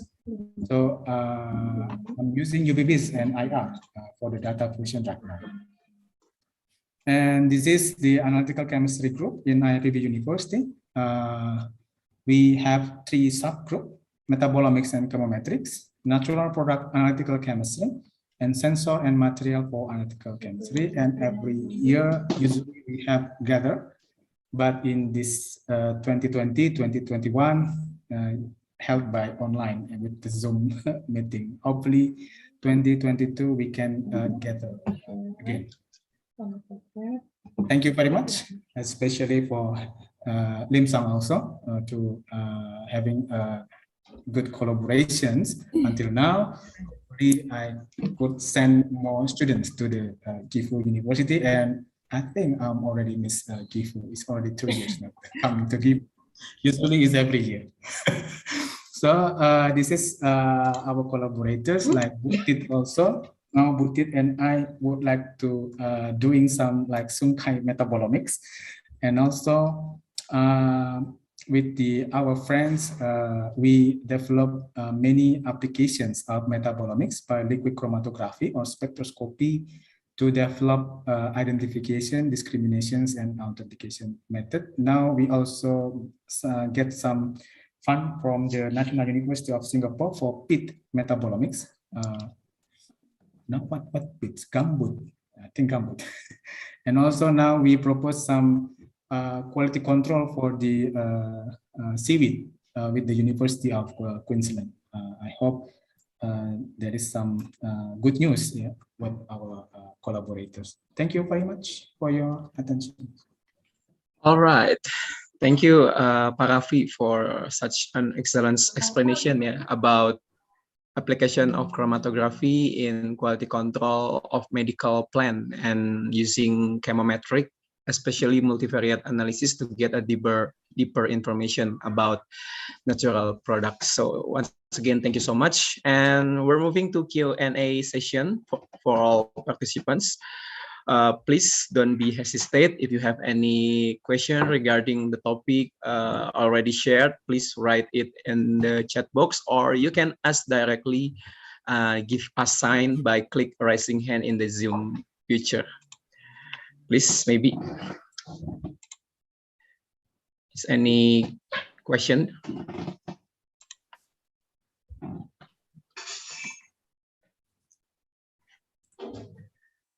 Okay, while we were waiting, maybe I want to ask Professor Lim. May I, Prof? Have you used your amino acid bond to monolithic column for analysis of water in Japan, maybe? Sorry, we haven't used it yet. Not monoliths not for the silica, but we try to use the polymer, like a pyridine-based polymer of monolith column, not with amino acid, but with the pyridine, the one that I mentioned, pyridine with the ring opening reactions with the zwitterionic, and then we managed to detect some trace anions in seawater. Yeah? So at the time, we didn't apply to tap water because tap water is already so clean. So at the time, we tried to apply to seawater. So we managed to, I haven't published my paper yet, but I will try to publish our results soon. Yeah. Okay, and how is the result? Is there any any good results or kind of that? Well, kind of expected result, but not Okay. but not really the one that I want. Oh. I hope we can detect some thiocyanate acid, I mean the ions of thiocyanate in seawater, because that is how we can see the contaminations of seawater. But because the contamination was not there, so it's a bit boring. So Okay. Yeah, because in Japan the water is very clean. Yeah, I think there is no contamination. Yeah. Okay, thank you, Professor Lim. Okay, for all participants, any question for both of our speaker? Please.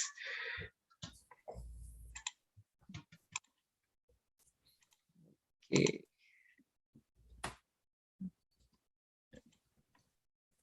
Hi. I would like to ask Rafi. Okay. Yeah, I think the database you're building, I think it's really amazing. I hope you can, not a question, it's like more like a compliment. Yeah?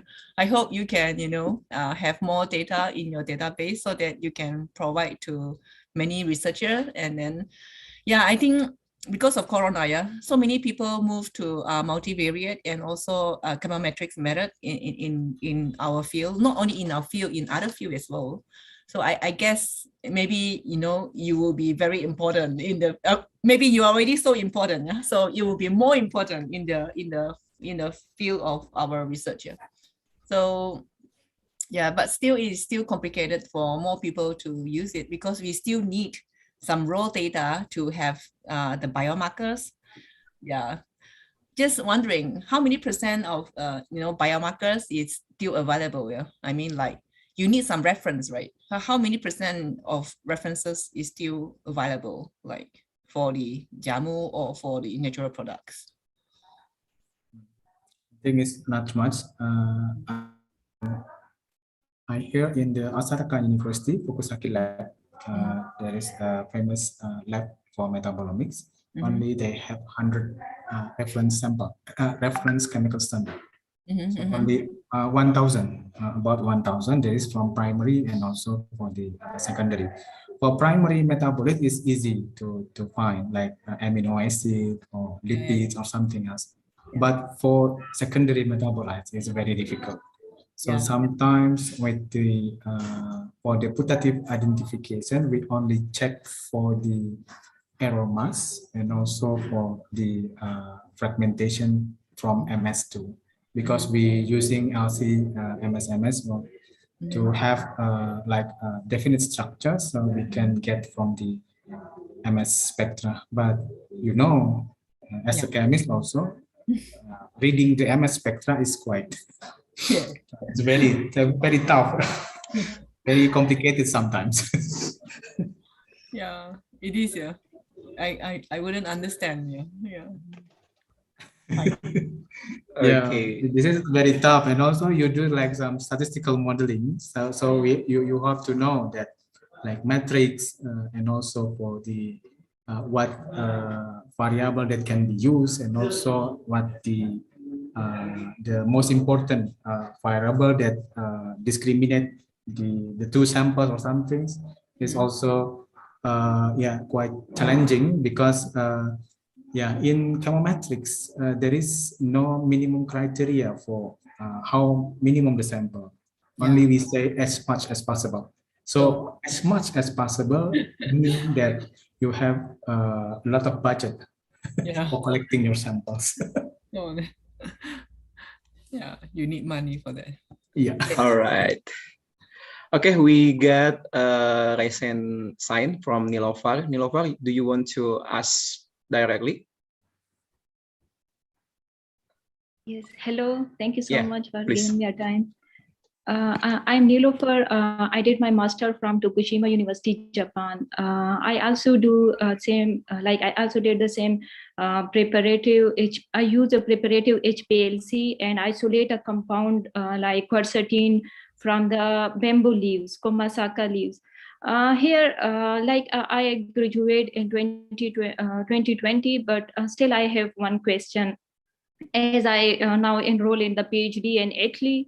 But I think I will do the same research there in Italy. So I have a question like during my master, I use a preparative HPLC. I isolate a compounds that was quercetin, resveratrol, like lipophilic polyphenol from the Kumasaka leaves. In the preparative HPLC, like I isolate the peak, and after that I use this peak against the cancer cell line. There I try to remove the liquid like eluent, that was acetonitrile, MELQ, but at that time I was not known how I can isolate, like how I can remove the liquid so that I can get a pure quercetin or a pure compound. I have a question, this one. Okay, maybe it will be answered by Professor Lim. To whom your question is direct? Anyone Anyone, can okay. answer. I'm sorry. So what exactly that you really want to see from your sample? Yeah, I isolate a peak that was contain a quercetin, like a quercetin peak. I isolate quercetin and resveratrol. After this, I treat this liquid compound like it was not completely pure. It contain a eluent like MELQ, acetonitrile, and TFA. I was not sure which liquid is there because it was not completely pure. At that time, I tried to remove this liquid so that I can get a complete like pure quercetin to treat the cancer cell. I think this is more to natural production, right, Rafi? Yes. So Dr. Rafi will answer. Or what? Rafi, Okay, sorry. I think you must do like some recrystallizations or something like in the again with the HPLC preparative to to get the pure compound of quercetin. But for quercetin, I think the easiest one is you buy the quercetin. because quercetin is common flavonoids, so you can get more pure in the quercetins. I think that's all. I hope this answer your questions. Yeah. Yes, I can understand. For crystallization, you can say for crystallization, I can get a pure one. So here, what we can do for crystallization, we have to remove the liquid. How we can remove the liquid? Like the molecule acetonitrile. Yes.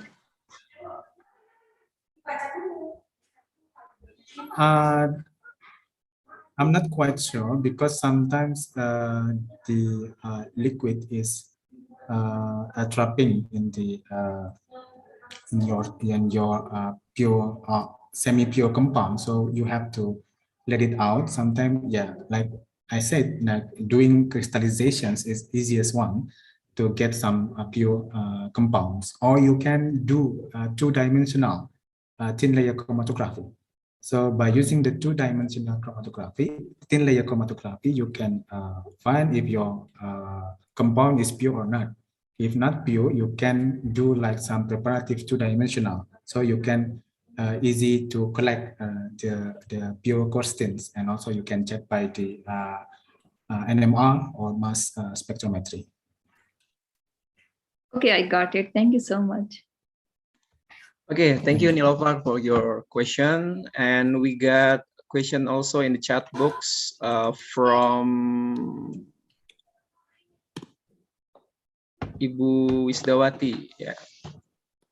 For Dr. Raffi, I think. I want to ask you about chemometry, how to identify the chemical structure of the predicted active compound for certain pharmacological activity using metabolomic and chemometric method.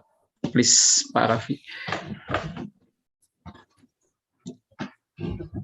Now we do like some, we would like to find anti-cancer and also for the uric acid. So we just do like doing some extractions with different polarizations of the solvent extractions. And then after that, we check it with the bioassay. And after that, we have like doing some LCM, SMS analysis for the extracts.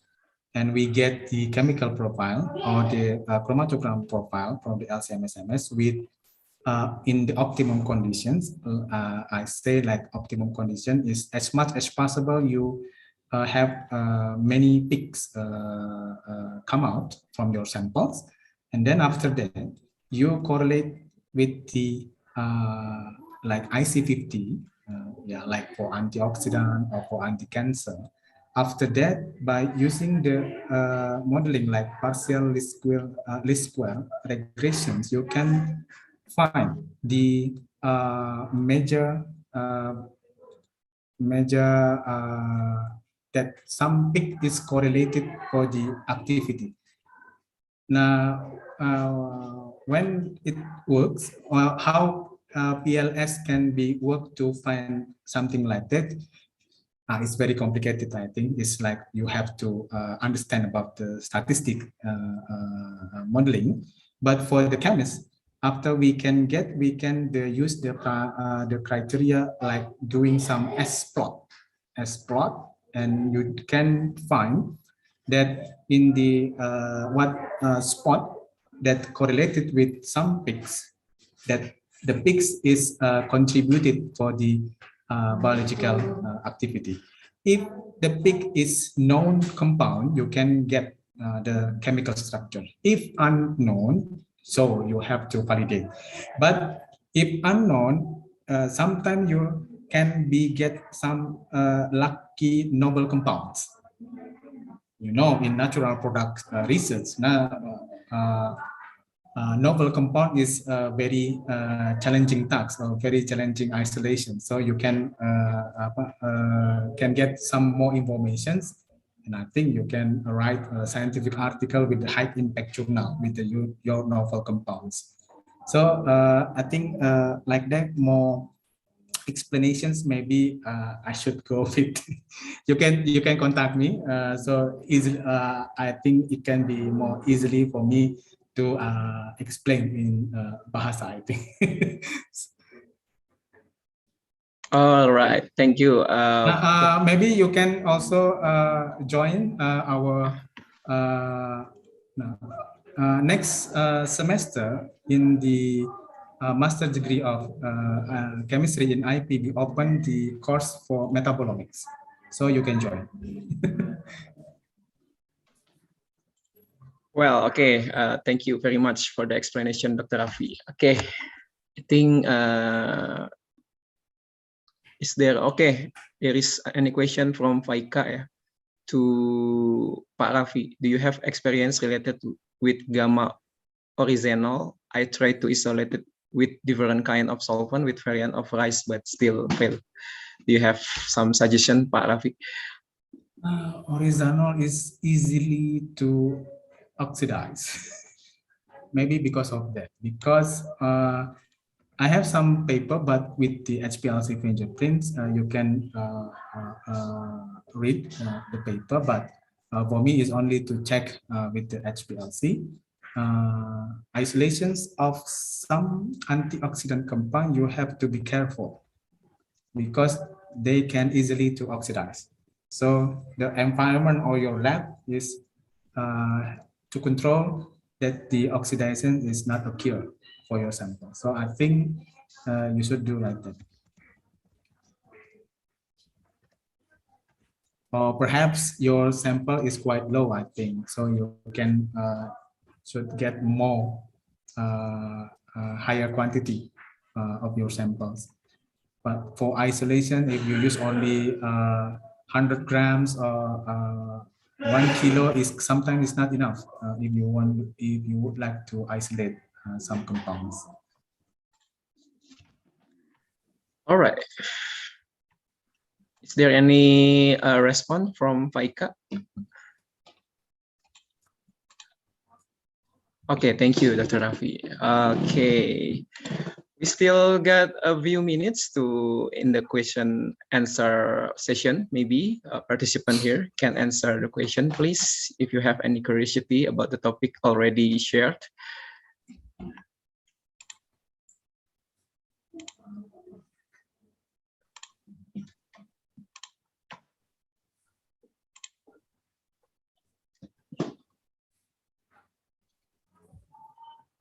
Okay.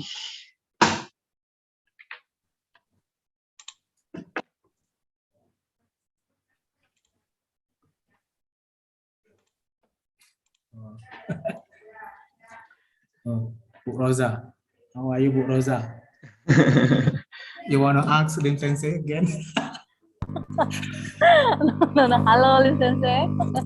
Hello, Rosa. Somebody is wearing a mask. Oh, yes. Okay. If there is from Ibu Wisdawati again. And a question, I did the PLSDA to predict the active compound, but I still do not understand about the is plot. I hope can join the next week. Okay, this is not question. Okay. Okay, Prof. Lim. Maybe I will ask my student to join your chemometric seminar. But it's in Bahasa, is it? Yeah. Okay, Prof. Lim, this is a question from our student from UPI, from Raden Kairana. Prof. Lim, I want to ask how to pack the column homogeneously. How to make sure that the packet column that we made is homogeneous. Well, usually when we want to pack the column, the important thing is you have to make sure the packing materials is homogeneous. So how maybe she means how to pack the column to be, nicely packed. Yeah. When we pack the column, you have to make sure the column have to be densely packed, like no space at all. So in this time, the important things is the solvent. Yeah? Solvent not to dissolve the particles, of course. The solvent to make the slurry. Slurry means the particles have to be dispersed fully in the solvent when you pack the column. Another thing you need to consider is the packing solvent have to have very very few viscosity. So something which is less viscous and something which is able to have dispersion of your particles. Usually, the best one is to do is to use methanol. Yeah? But methanol is expensive, so you can replace with ethanol 100%. And then before you pack in the packer, if you can apply some ultrasound into the packer, it is better to have some ultrasound surrounding. Yeah. If not, when you pack or when you pump the packer, you can use a spoon, like a steel spoon, to dong dong dong, dong dong dong dong dong dong when the pump is moving. Yeah. So this is to put some vibration and to make sure it is packed densely. So yeah, the important things is the packing solvent. All right, thank you, Prof. Lim, for the answer. Yeah. Okay, is there any question, or I will close this Q&A session maybe?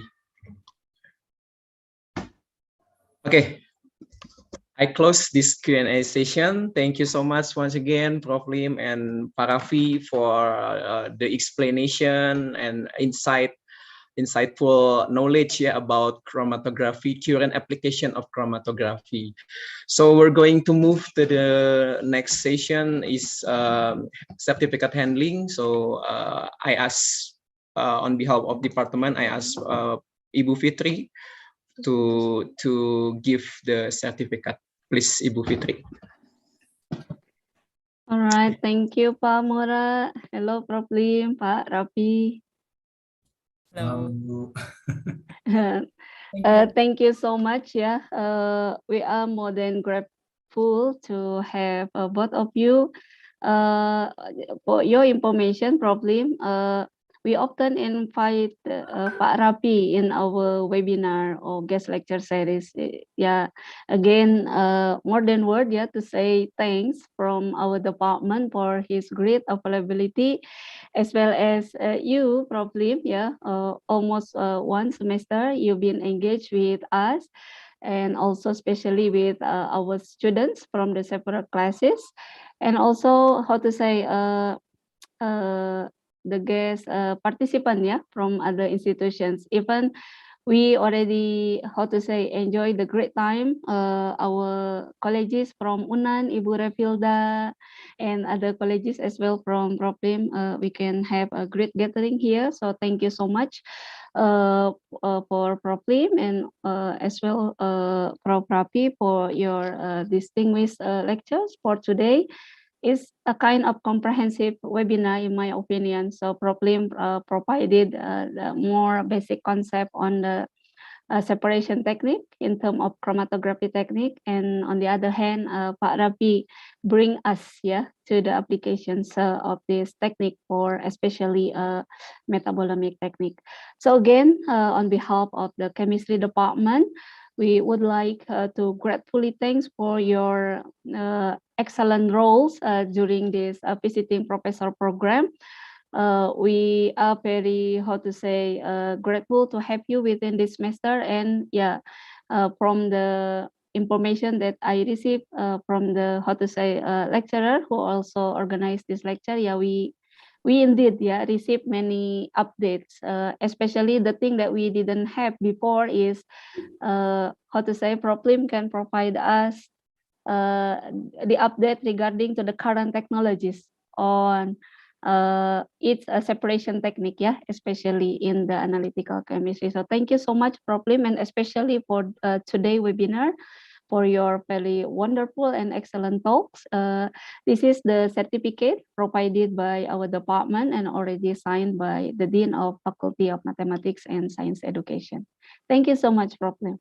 Thank you very much, Bu Fitri, and thank you very much, Moral, for the great assistance and also coordinations of the whole course.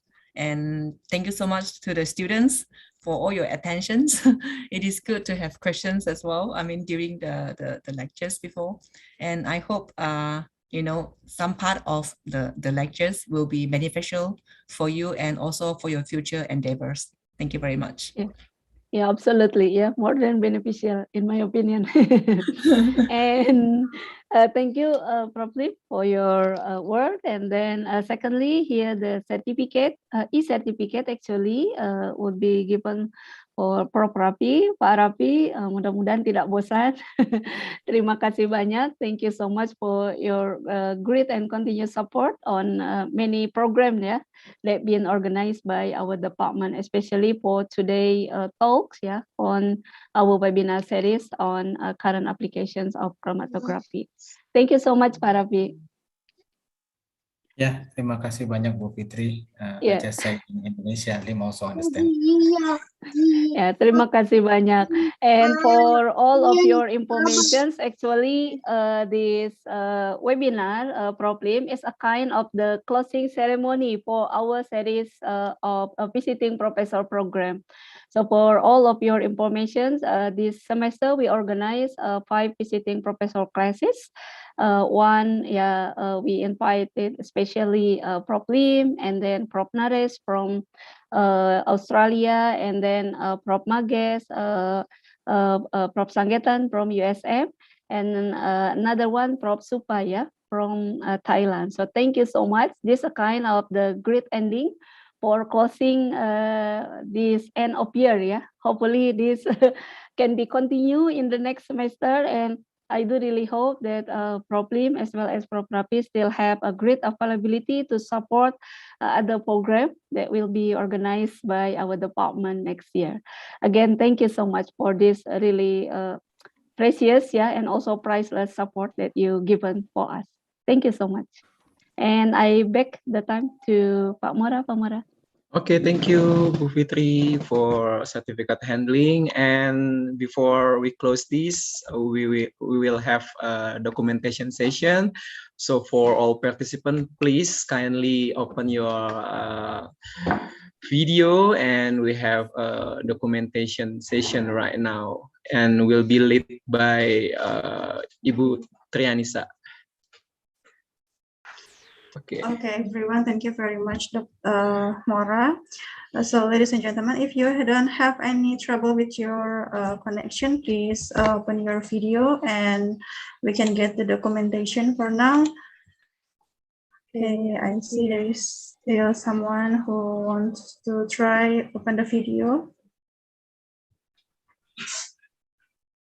Okay, in 3, 2, 1.